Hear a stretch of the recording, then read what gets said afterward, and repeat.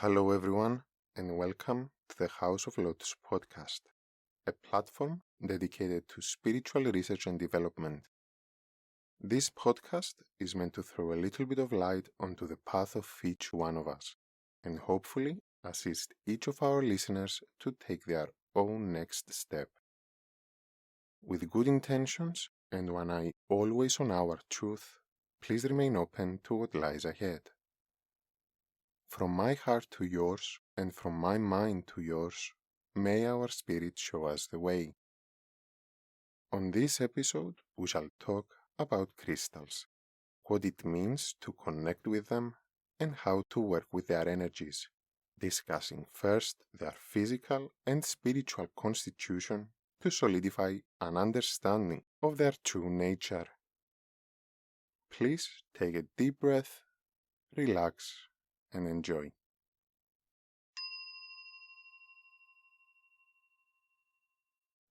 Crystals can provide great assistance on our path to personal and spiritual development. Using them in a proper way can facilitate healing, raise the frequencies of our consciousness and the energy of our environment. Depending on their general attributes and the specific development of each single piece, they can help us tap into our own inner levels and support our work with the self.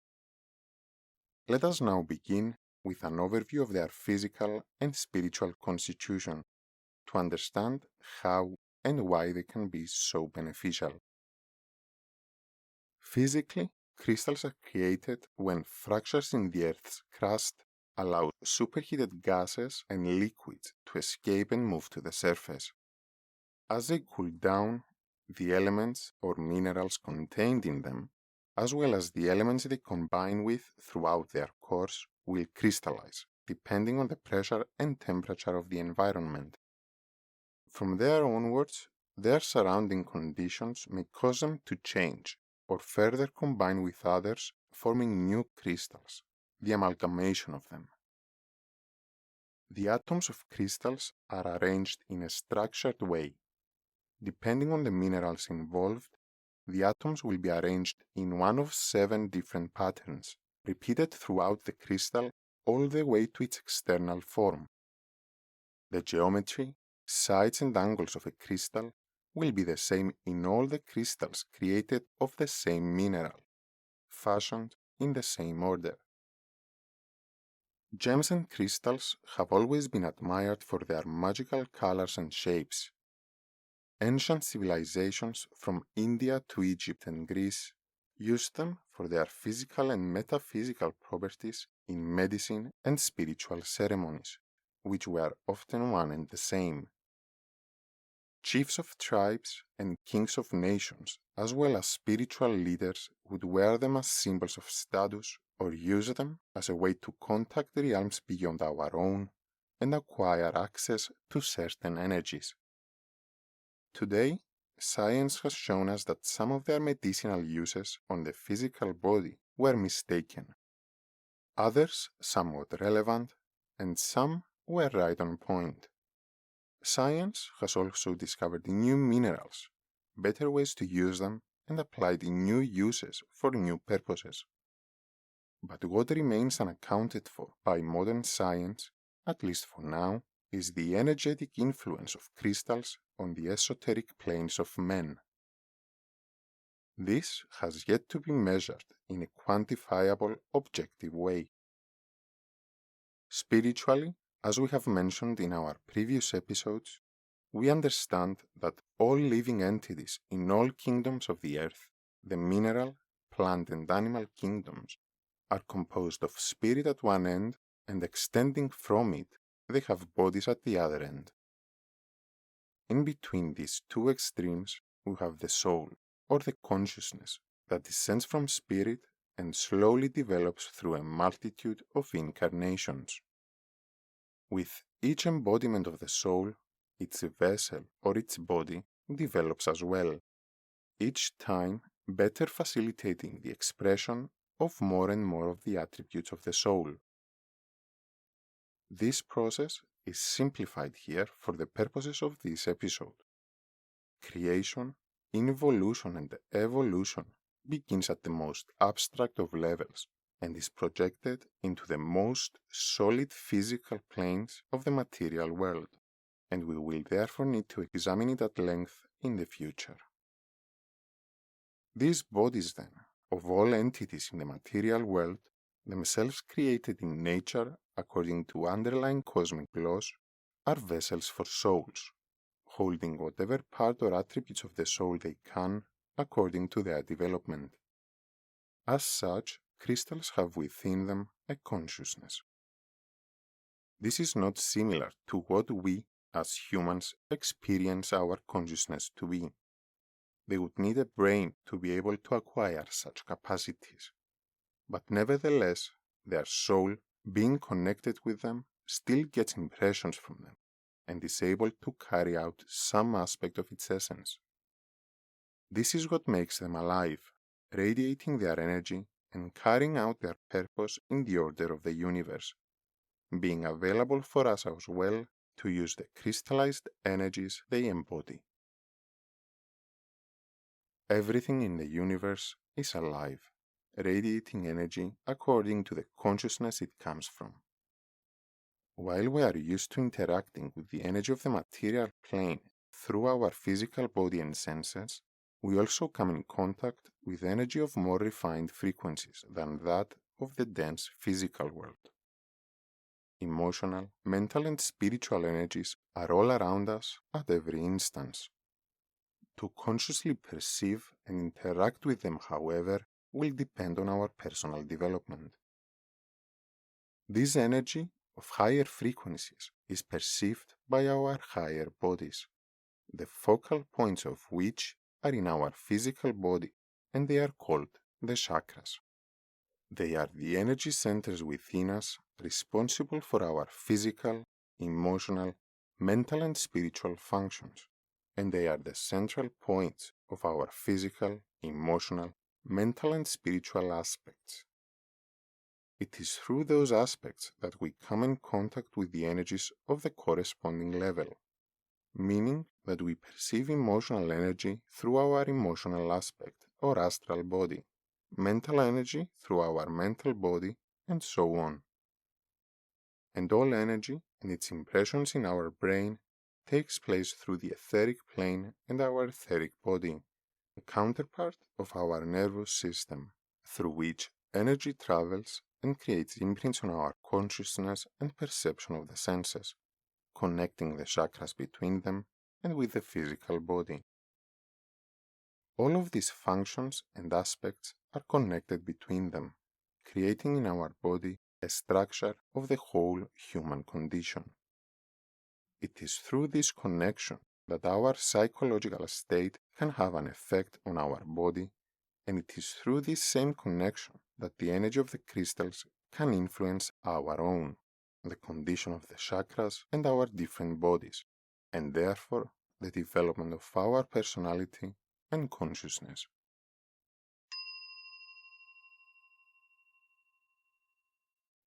The ownership, knowledge, and use of the crystal's potency had been reserved for the priests and royalty of different nations and religions.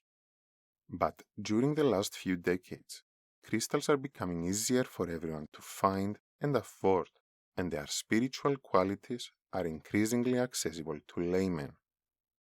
This is because of humanity's collective spiritual evolution, fostered by the activation of the seventh ray, a certain cosmic energy whose influence is becoming more potent in our world. This energy is closely connected to the mineral kingdom as well, and is responsible for order in our world, like the structure of the atomic patterns in crystals, corresponding also to magic, which means putting the higher knowledge or wisdom into practice, creating order in what seems like a chaos.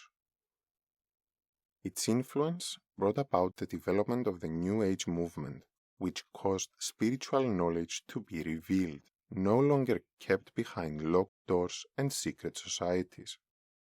But as in everything, there is balance to be found in the conscious use of the now available energies, through the distinction between white and black magic, spiritual ideals, and materialistic desires. This distinction and the consequent spiritual development, aligning our will and action to that of spirit and soul, comes first with the development of our personality, and crystals, inherently connected to magic and spiritual energies, can support us on our path. Their assistance can come in many ways. Imagine crystals as a fountain filled with clean water. We can choose to use such fountain to humidify a room or provide running water to our house, and we can bathe ourselves in it or we may drink from it. Likewise, crystals can fill our environment with certain energies or infuse our chakras and aura with them, and they can help create a link with planes beyond our own or raise our own vibrations to facilitate healing, understanding, and insight. The choice is ours, depending on the attributes of the crystal and what it may offer to us at any given instance. Let us now see how to carry out each of its uses before moving on to examine how to choose our crystal. First of all, when we acquire a crystal, we should clean it, both physically and energetically. This is because it may have absorbed some energies from its previous environment. We also want to wake it up because there are crystals that fall into a kind of slumber when inactive for too long. The easiest way to do this is by putting the crystal under running water, either tap water or a natural stream or the sea if we have easy access to them. It's better not to just dip it in a bowl of water, similarly to how we wouldn't just throw our dishes in a bowl of water expecting them to be clean afterwards. And the movement of water helps wake up the vibrations of the crystal's energy as well. While our stone is under running water, we can visualize the water as liquid light, going not only over and around the crystal, but through it as well, activating it and moving away any impurities from its energy matrix. Don't overthink this. There is no need for doubt in your ability to do this. Just have the intention for it and trust that it will be enough. We can do this for as long as we feel it's needed, from mere seconds to a few minutes. Allow your imagination or intuition to guide you through it.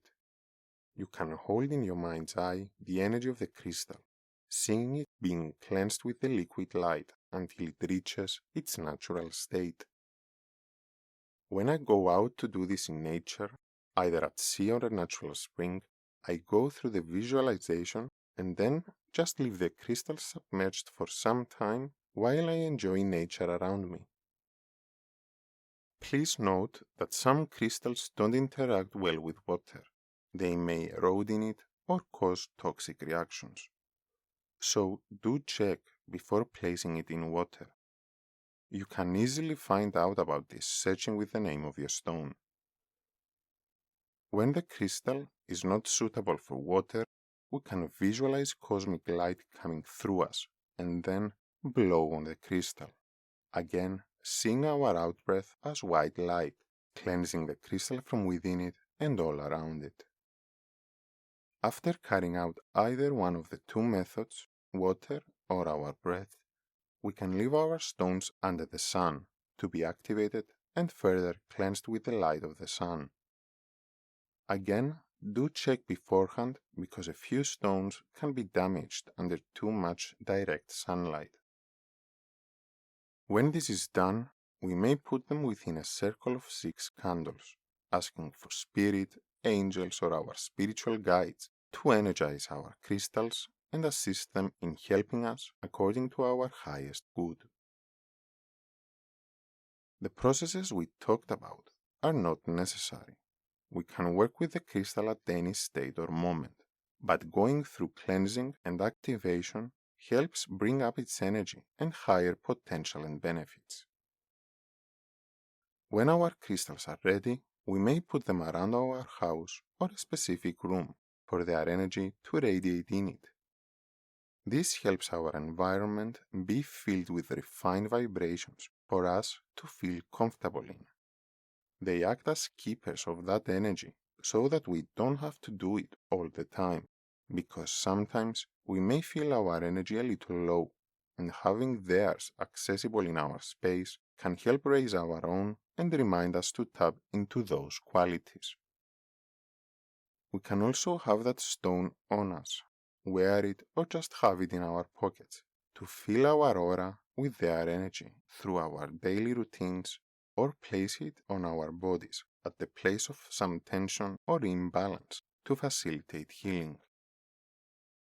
Please do check on the physical properties of the stone you use, because some may not be safe to use directly on the skin. Crystals can be very beneficial even by just introducing them in our environment, but keep in mind that their most essential effects are brought about when we are conscious of our connection with them and what they support us with, what their energy touches within us for us to become conscious of and work with. To discover their attributes and what they can offer to us, we can try the following exercise. Take some time with your breath to calm the body and mind. Allow then your awareness to flow around your body, to observe the sensations you find within you, the physical sensations and the emotional and mental condition. When you have a clear picture of your state, take the crystal in your hands and visualize its energy like liquid light or smoke coming in contact with you, with your energy, and observe any changes it might cause to your state. It might help to rub your palms together in a clockwise movement, activating our receptive energy centers there. Notice what kind of sensations the crystal causes on your hand or further into your body. Maybe it enriches your emotional state or calms the mind.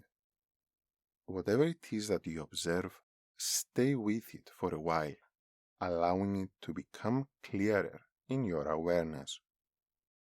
When you are connected with the crystal, you can even make mental questions. Connect with its consciousness and see how its energy reacts. And you can even get intuitive answers as to the functions of the crystal and the lesson or healing it can offer. During this meditation, you could also ask a crystal for something specific that you would like it to help you with. To do this, however, you should first go through the previous process to find out whether the specific piece or kind of crystal can support such activity. You can also follow its energy to see whether it touches a certain chakra and feel what issue of that chakra can the crystal support you to work with. When you are finished, see the energy of the crystal return to it. Take a few deep breaths and let it down. When you are done, touch your palms together to calm down the energy centers on them, or wash your hands with cool water. When you know the function of the crystal, and it might not become apparent the first time you try this, you can keep coming in contact with it, sitting in meditation with the crystal, going through its energy, and seeing what it does to your state. Please know that working with crystals is not a substitute for the conscious examination of the self or medical advice. Only by bringing our inner self and issues to the light of our consciousness can we facilitate change and development, and crystals can support us in doing so.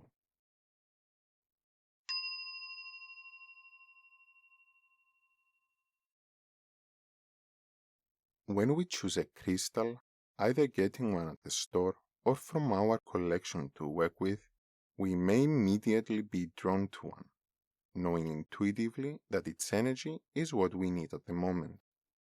However, this call may not be felt the same by everyone or at all times. So, it might be helpful to take into consideration some general guidelines to assess their potencies. Looking at their external characteristics, we can draw some assumptions about their attributes. For example, a pointy crystal, like the natural ones of quartz, can generally help with directing energy.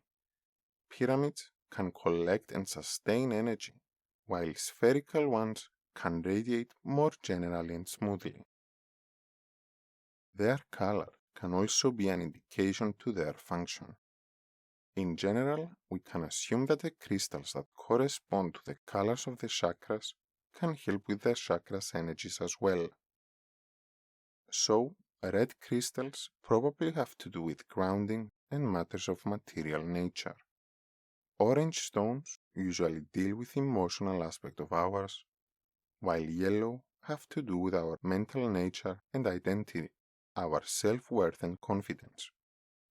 Green and pink crystals generally work with the heart and matters of love, forgiveness and acceptance, while blue ones may facilitate expression and communication. Purple or violet ones will usually deal with more spiritual matters, with transmutation and the spiritual realms. White ones can help us cleanse, while clear crystals can energize and connect with spirit. Brown and black stones are usually more complicated to work with because they don't correspond to chakras that we are accustomed to be conscious of, and therefore their energies are not easy to work with. Note that there are only one or two kinds of crystals that correspond to the whole energy of a chakra. The rest of the same color may be able to connect with only aspects or parts of the energy of a chakra. For the general scope of energy of the root chakra, we can use red garnet or red ruby. For the sacral chakra, we can use carnelian. For the solar plexus, citrine or imperial topaz. For the heart, malachite and emerald. For the throat, celestite. For the third eye, azurite. And for the crown, we can use amethyst. These guidelines are very general, and in reality, working with a crystal is a very personal process. The same crystal may work in a different way for different people, and each piece, even if they are of the same kind, will offer something different. They are like any species on Earth. Take a specific breed of dog, for example. While all dogs of the same breed will have similar characteristics, each one is a different individual, unique in its complexion. I, for example, have a quartz crystal that helps with the general state of my body, another that helps direct energy during distant healing, and another that is connected with the energies of a certain spiritual guide. And I also have an amethyst for my crown chakra and a different one for general transmutation of the energies that enter my space. Also, keep in mind that the general attributes of the crystals described in the market may not be very precise. For example, I have seen some stores advertising that citrine crystals help with issues of wealth or abundance. But citrine has nothing to do with material wealth. It does connect with our solar plexus, however, and our sense of self-worth. So, if the specific piece of crystal can support us to consciously work with our issues of self-worth, then maybe we will manage to accept being worthy of receiving things, and therefore project that as a sense of abundance. So, having taken into account their external appearance when looking for a crystal, we could also take a few breaths and come in contact with its energy to see if it feels right for us. If we are at the store, this may only take a few seconds, and we can go through a more deep exploration when we are at home. This depends on how you would like to do things, knowing that the more we practice, the easier it gets to connect with them and receive what they have to offer.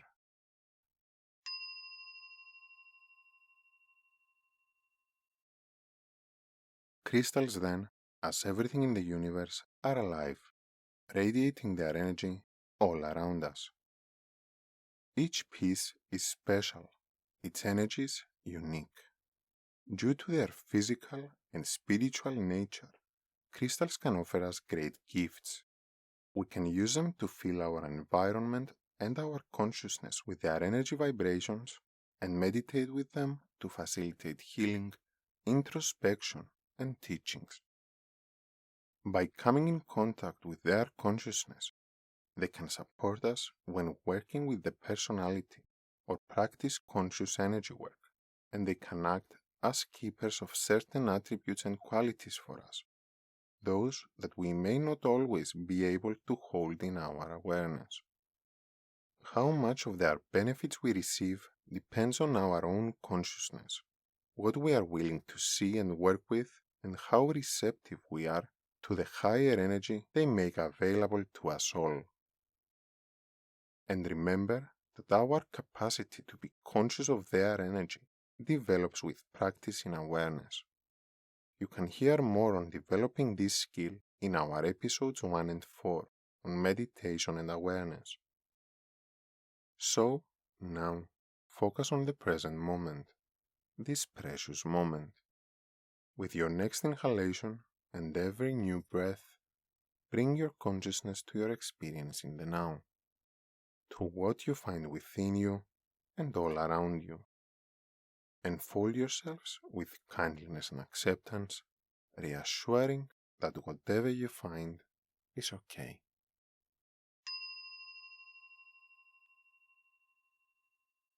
Thank you very much for listening to the House of Lotus podcast. If you have enjoyed the episode, please consider supporting the show by following, sharing it with like-minded people, or becoming a patron to enjoy special rewards and extra content. You can find more about us on our website, thehouseoflotus.eu. Thank you very much and enjoy your present.